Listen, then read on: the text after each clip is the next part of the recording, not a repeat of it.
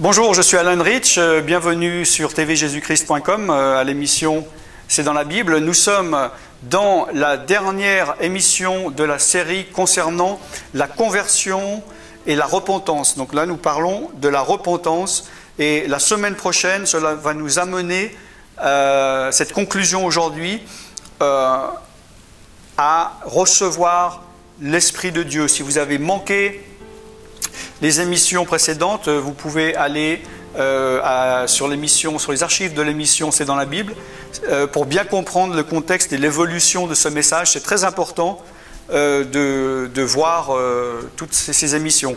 Vous pouvez, si vous avez des questions ou bien des commentaires ou des suggestions, évidemment, contacter TV Jésus-Christ sur les numéros qui passent actuellement. Concernant la repentance, nous avons vu plusieurs points, je ne vais pas y revenir. Nous voyons que la repentance est une chose très importante et qui a été en fait le premier message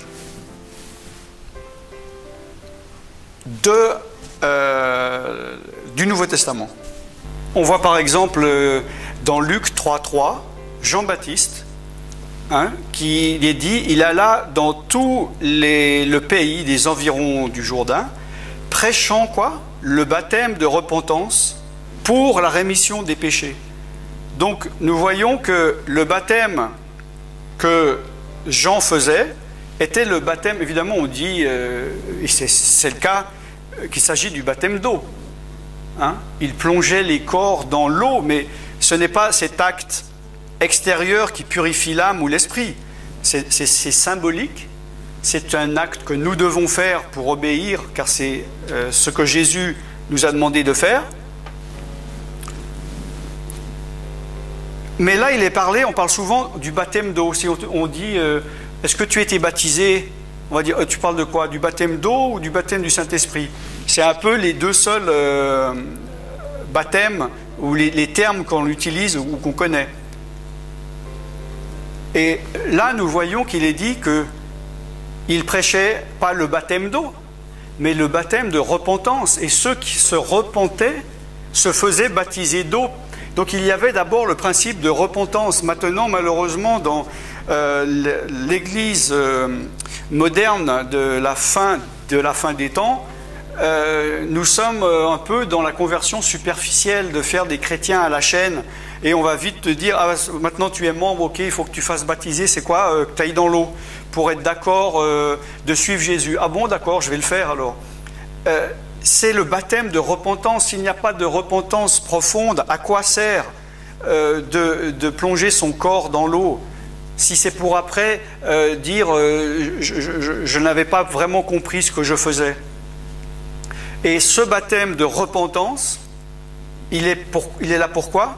Pour la rémission des péchés, pour le pardon des péchés. Donc, pour être pardonné d'un péché, il faut se repentir. Comme je l'ai dit les semaines précédentes, ce n'est pas seulement valable pour un non-chrétien qui vient à Jésus, mais pour un chrétien qui a péché, qui s'est éloigné,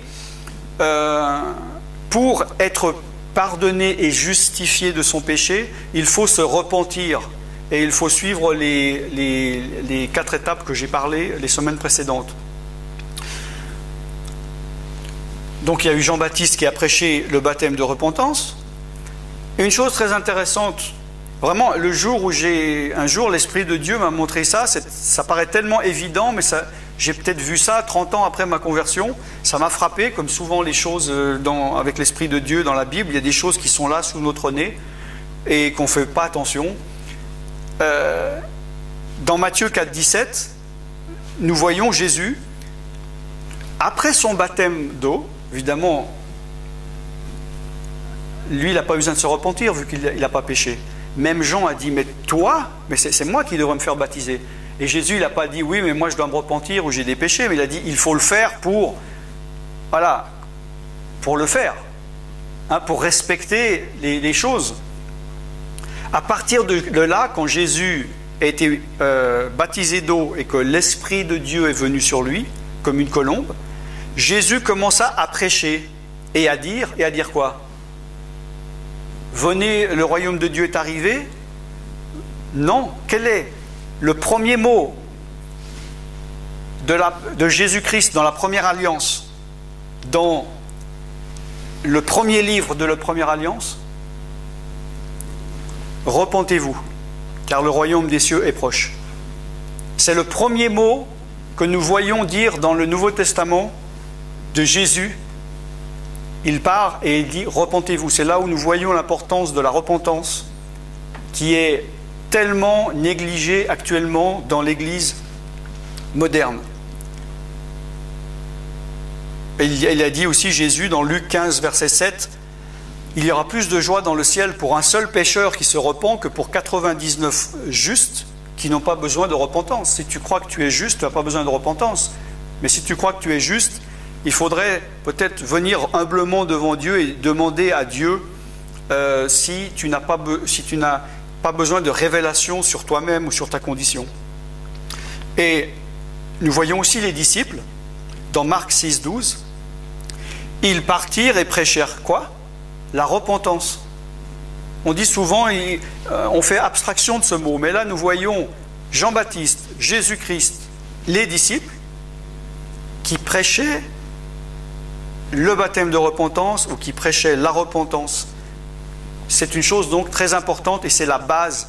C'est repentez-vous. C'est le début, c'est le commencement. S'il n'y a pas de repentance, il n'y a pas de pardon, il n'y a pas de guérison, il n'y a pas de délivrance, il n'y a pas de salut, il n'y a pas de justification, il n'y a pas de purification, comme nous le voyons dans 1 Jean, chapitre 1, verset 9, que j'ai souvent mentionné dans cette série. Évidemment, la prédication, le message de la repentance avait été aussi prophétisé. Ce n'est pas une chose nouvelle qui est venue avec le Nouveau Testament. La semaine passée, nous avons vu plusieurs versets de l'Ancien Testament. Dans Luc 24, versets 46 et 47, « Ainsi il est écrit, donc dans la première alliance, que le Christ souffrirait et qu'il ressusciterait des morts le troisième jour, et que la repentance et le pardon des péchés seraient prêchés en son nom, donc au nom de Jésus-Christ, à toutes les nations, en commençant par Jérusalem. » Donc, quand Jésus nous dit « prêchez la bonne nouvelle à toutes les nations », il faut prêcher la repentance et le pardon des péchés. C'est ça la bonne nouvelle. Dieu veut que tu te repentes de ton péché. Dans 2 Corinthiens 7, chapitre 7, versets 9 à 10, Paul dit « Je me réjouis à cette heure, non pas que tu as été attristé, mais que ta tristesse t'a porté à la repentance. Car tu as été attristé selon Dieu, afin de ne recevoir de notre part aucun dommage. En effet, la tristesse selon Dieu produit une repentance à salut, dont on ne se repent jamais, tandis que la tristesse du monde produit la mort. » On ne doit pas se dire « oui, mais j'ai pas envie d'être triste, j'ai pas envie de passer par des mauvais moments ». Si tu es malade, tu dois aller voir le médecin et le médecin il risque de faire quelque chose qui fait un peu mal, mais c'est pour ton bien, c'est pour te guérir. Si tu as péché, tu dois passer par la tristesse de la repentance. Si tu n'as pas de tristesse dans le péché que tu as fait, ce n'est pas une repentance profonde, elle ne va pas être durable. Tu vas dire, oups, par exemple dans l'exemple que j'avais donné dans l'autre message, si quand je vole un peu 5 € tous les jours à mon voisin,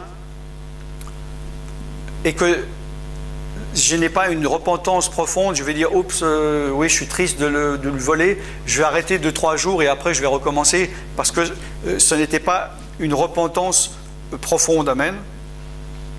Dans 2 Timothée 2, versets 25 et 26, donc il parle de l'homme de Dieu qui doit redresser avec douceur les adversaires, dans l'espérance que Dieu leur donnera la repentance pour arriver à la connaissance de la vérité, et que revenus à leur bon sens, ils se dégageront des pièges du diable qui s'est emparé d'eux pour les soumettre à sa volonté. Donc là, nous voyons que par la repentance qui est donnée par Dieu, il est dit là, que Dieu donne la repentance, c'est une prière que tu peux faire, de dire, écoute, moi j'ai le cœur tellement dur, j'arrive pas à me repentir, ou j'ai pas envie de me repentir, aide-moi de moi-même, sauve-moi de moi-même, de mon cœur dur et froid et comme de la pierre, et sèche comme du sable. Fais-moi la grâce de la repentance. Parce que cette repentance t'amènera à la connaissance de la vérité. La repentance va t'amener à avoir de la connaissance de la vérité.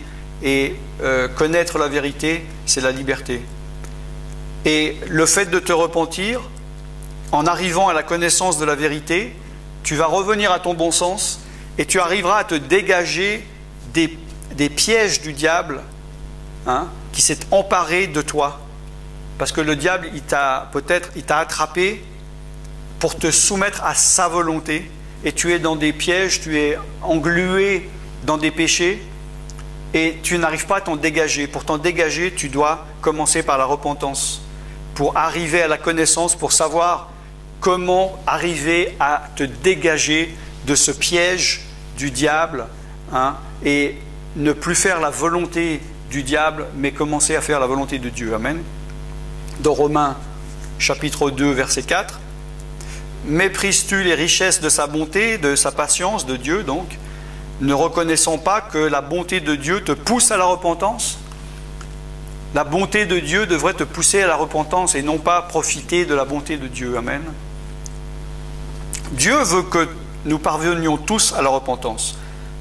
Dans 2 Pierre, chapitre 3, verset 9, « Le Seigneur ne tarde pas dans l'accomplissement de la promesse, comme quelques-uns le croient, mais il use de patience envers toi, ne voulant pas que tu périsses, mais voulant que tu arrives à la repentance. » Dieu veut, parce qu'il sait que tant que tu ne passes pas par la repentance, tu ne vas pas pouvoir aller plus loin, tu ne vas pas pouvoir te dégager du piège du diable. C'est un passage obligé, amen. Et dans Luc 13, 3, « Parce que si tu ne te repens pas, tu périras. » Amen. Il faut également pardonner au frère qui te fait du mal et qui se repent. Nous voyons dans Luc 17, 3, « Si ton frère a péché, reprends-le. S'il se repent, pardonne-lui. » C'est très important de pardonner, de savoir pardonner. On mélange souvent un péché, que dans l'exemple par exemple où il est dit oui, ôte le mal de toi, et dès qu'une personne fait une erreur, le pasteur va mettre la personne en dehors de l'église. Mais là c'est dans le cas, il est clair, de personnes qui pêchent exprès, qui n'ont aucune intention de changer et qui peuvent être une mauvaise influence pour les autres. Mais si une personne a fait un péché et qu'il se repent, qu'il demande pardon, la Bible nous demande s'il se repent, de le pardonner.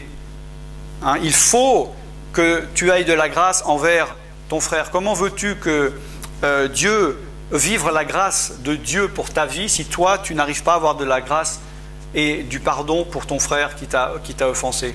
Comme il est dit, hein, c'est la parabole de la personne où Jésus dit il a remis une dette par exemple de 10 000 euros. Et il sort de là, il voit quelqu'un qui lui doit 10 euros et il lui dit maintenant tu vas payer, sinon je jette en prison. Et lui dit on t'a fait miséricorde, tu devrais faire miséricorde aux autres. Amen. Et si tu n'as pas compris, si tu n'as pas de grâce et de pardon envers les autres, c'est que tu n'as pas vraiment compris la grâce et le pardon que Dieu a eu envers toi, ou bien que tu n'arrives pas ou tu ne sais pas comment te pardonner. Amen. Donc nous allons conclure là-dessus. Ce qui va nous amener dans l'émission de la semaine prochaine à ne surtout pas manquer que l'étape après la repentance, donc ça te permettra de pouvoir mettre en pratique, c'est de pouvoir recevoir l'Esprit de Dieu, hein, puisqu'il est dit dans Actes 3, 19, 20, « Repens-toi et convertis-toi pour que tes péchés soient effacés, afin que des temps de rafraîchissement viennent de la part du Seigneur et qu'il envoie celui qui t'a été destiné, Jésus-Christ. » Amen. Donc, comme je l'ai dit tout à l'heure, le fait de se repentir, de se convertir et recevoir l'Esprit de Dieu, ce n'est pas seulement un message pour les non-convertis qui n'ont pas l'Esprit de Dieu, mais c'est vrai pour des personnes, des chrétiens, même si ça fait 5 ans, 10 ans, 15 ans, 20 ans, 30 ans que tu es chrétien, que tu as l'Esprit de Dieu, que tu prêches l'Évangile, que tu es pasteur, que tu parles en langue. Si tu as péché, tu t'es éloigné de Dieu et que tu as perdu cette joie, tu as perdu la puissance du Saint-Esprit, si tu reviens de tout ton cœur, si tu t'humilies, Dieu va te donner un rafraîchissement, va te redonner la joie de l'Esprit. Malheureusement, peut-être que tes frères ne vont pas te pardonner. Je connais l'exemple, malheureusement, d'un frère d'une dénomination que je ne nommerai pas, qui avait été un pasteur élevé en responsabilité, et parce que pendant des années, hein, plus de 20 ans ou 30 ans, et parce qu'il avait trompé sa femme, quand il s'est repenti et qu'il est revenu, et personne n'a voulu le pardonner, toutes les portes se sont fermées, plus personne n'a voulu avoir affaire avec lui, et il portait ce poids de péché. Mais comment peux-tu ne pas pardonner un péché que Dieu a pardonné? Comment ne peux-tu pas montrer de la grâce et du pardon alors que où serais-tu toi si Dieu ne t'avait pas fait la grâce ou le pardon? Si c'est le cas, c'est que tu te mets en dessus de lui, ou que tu penses que tu es justifié par tes propres œuvres, ou que tu n'es pas pécheur. Dans ce cas, il faut que tu te repentes. J'espère que ces séries des dernières semaines sur la conversion et la repentance t'ont fortifié et t'ont aidé, et je sais que ta vie va être et peut être complètement transformée si au moins tu mettras et tu vas mettre en pratique ce que tu viens d'entendre. Je suis Alain Rich et je vous dis à très bientôt. Bye bye.